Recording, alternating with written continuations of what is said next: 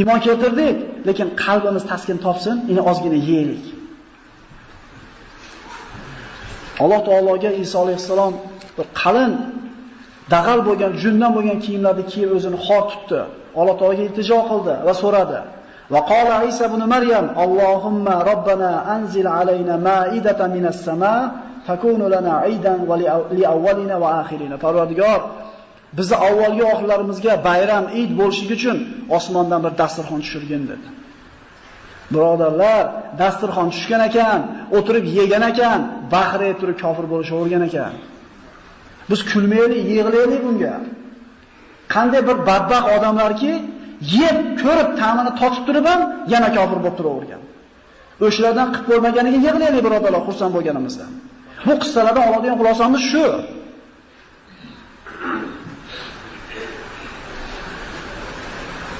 قال الله إني منزلها عليكم فمن كفر بعد منكم فإني أعذبه عذابا لا أعذب أحدا من العالمين. Dasturxonni tushiraman deb Alloh taolo. Dasturxonda tushganiga guvoh bo'lib turib, bundan yeb turib, yana kofir bo'lganlarni butun olamlar ichida hech kim azoblamagan azobim bilan azoblayman dedi. Ular qarab turishdi, osmondan tuzalgan dasturxon jannatdan yerga tushdi birodarlar. Hamma yemoq-ichmog'i bor edi. Rivoyatlarda keladi, butun ana shu shahardagi Banu Isroilda hammasini chaqirishdi. Butun shahar o'tirib yeyishdi. Lekin 12 tadan oshiqcha ziyoda bo'lmadi iymon keltirgan asol. Bu mo'jiza bir ko'rib qo'yib turib ko'zda bog'lashli emas edi. Bu materialni his qilishdi. Ushab ko'rishdi mevani, yeb ko'rdi, qonni to'ydi, qonni ichdi. Demak, rost ekan, shunda ham iymon keltirisha olmadi birodar.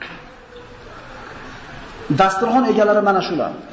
Allohda tushirgan dasturxondan yeb turib, kofir bo'lib, jahannamda eng tubiga tushadiganlar. O'sha paytda ham yaratib qo'ymaganiga Allohga hamd sanolar bo'lsin. Bu qissalarda nimaga o'rganamiz birodarlar? Ko'ngil xushlikami? Ibrat olishing uchun. Bu mo'jiza sodir bo'lgandan keyin odamlar Iso alayhisalom haqida gapirishni boshlashdi.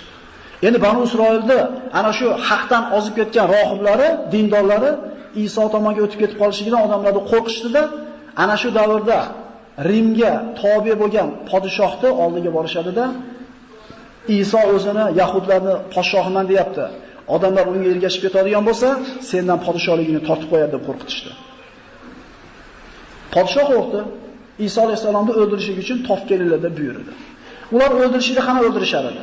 Odam o'lmasdan turib, ana shu krest deymiz mana, xochga yotqizib, qo'llari, oyoqlariga miq qoqib, o'pkasiga miq qoqib, tirikligiga silib qo'yishar edi. O'pkani qoqib qo'yganligidan nafas etmay bo'g'ilib o'lar edi. Bir necha kun azoblanar edi. Va yukallimun nasa fil mahdi va kahla min as-solihin. Beshikda gapirardi va kahl bo'lgandaga. Kahl degani 30 yoshdan o'tgan odam kahl deylar arab tilida. U chol bo'lgan emas.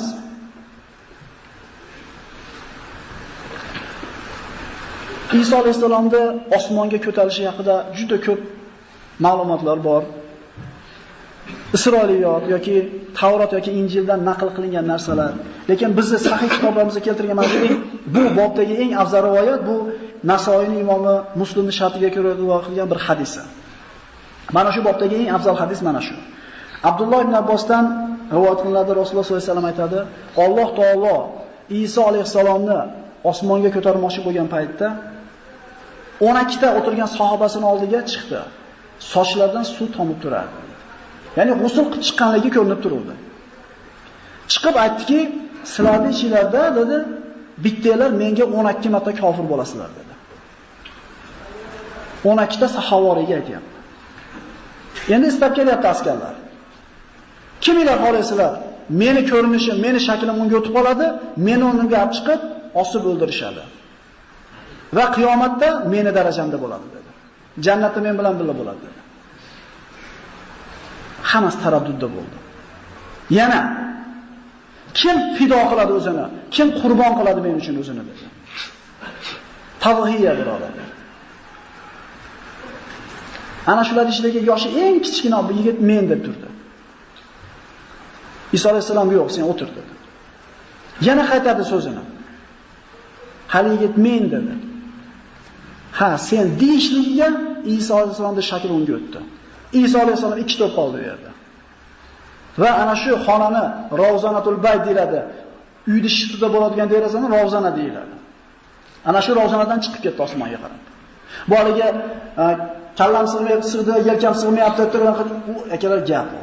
Bu ekan biz Isroiliyotdan Tavrat ichida olgan bir botil bo'lgan asli sahih bo'lmagan ma'lumotlar. Alloh taolo ko'tarmoqchi bo'lsa, bandasini o'sha qilib qo'yib qo'yadimi? Subhanalloh.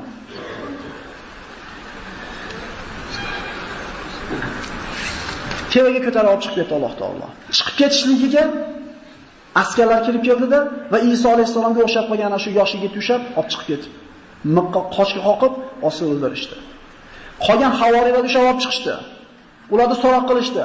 Ular aytishdi, 11 ta qoldi bular. Ha, biz uni ashoblarimiz dedi, bittasi, yo men uni sohib emasman dedi. Kofir bo'ldi. Qo'yib yuborishdi. Bir muddatdan keyin yana yig'ib kelishdi, dapros qilgani. Hammasi aytishdi, biz sohibimiz dedi. U yana kofirman dedi. Qolganlari bekindi tarqab ketdi. Uni tutib kelishdi. 12 marta tutib keldi, 12 marta kofirman dedi. Ana birodarlar, iymon keltirib qo'yib ham xotirjam bo'lmasligi kerak musulmon. Chunki ketar soatimizda qaysi kalima bilan kelishligimiz Alloh taolo biladi. Shuning uchun musulmon odam bitta qanoti Allohning rahmatidan umid bo'lsa, ikkinchisi azobidan qo'rquv bo'lish kerak. Chunki Abu Bakr Siddiq roziyallohu anhu tirikligida jannatda xabarini olgan, ummatning eng afzal insoni degan, yer yuzini payg'ambarlardan keyin bosgan eng yaxshi odam Abu Bakr degan payg'ambarimiz. Shu Abu Bakr aytayapti. Bitta oyog'im jannat eshigidan oqlab o'tgan bo'lsa-yu, hali ikkinchisi tashqarida turgan bo'lsa, qo'rqaman Allohning makridan deydi. Alloh mana shu joyda bitta makr qilib, kirgan oyog'imni ham chiqarib olishidan qo'rqaman deydi. Biz oq tusida qo'rqishimiz kerak birodarlar. Bizga hali o jannat xabari berilgani yo'q. Iso alayhisalomga ergashgan havoriylarning da'vatini nasroniylar fitna bo'lib ketmasin deb turib, Banu Isroil da'vat qilishni man qilib qo'ydi. Ular ana shu qolgan 10 ta havoriy maxfiy suratda da'vatni davom etkazishdi. 240 yil. 240 yil nasroniy dini, Iso alayhisalom qoldirgan din tavhid dini deydi. Allohni bitta deyishar edi. 240 yil o'tgandan keyin, maxfiy surat da'vat vaqti o'tgandan keyin Rimda Konstantin ismli bir podshohi bu dinni qabul qiladi-da, davlatni rasmiy dini deb e'lon qiladi. Shu kundan boshlab nasroniy diniga shirkiyatlar kirib kelgan. Men senlarning din qabul qilaman, faqat matndan o'zgartirish bersasan menga. Shundan boshlandi rohiblarni, qasovisalarni ana shu Konstantin belgilaydigan bo'ldi-da, shu bilan shirkiyat kirib kelishni boshladi. Bo'pti.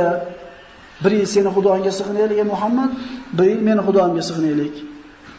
Bo'pti, bir oy bizni xudoimizga sig'inaylik, bir hafta seni xudoingga deganda payg'ambarimiz nima dedi? Qul ya ayyuhal kafirun la a'budu ma ta'budun demadimi?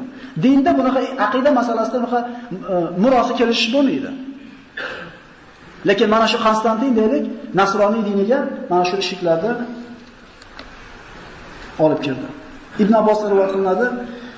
Shu ishlardan keyin nasroniylar 3 firqaga bo'linishdi. Ulardan bir toifasi aytishadi, Alloh biz ichimizda yashadi va chiqib ketdi. Bular Yaqubiya degan toifasi. Ikkinchi toifasi, bizning oramizda Allohning o'g'li bo'ldi, Alloh o'zini huzuriga tortib chiqarib ketdi deydi. Bu Nasorolar, Nastoriya deyshadi.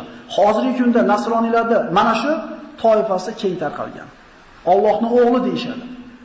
Ulardan bir toifasi hali ham bor bular. Bular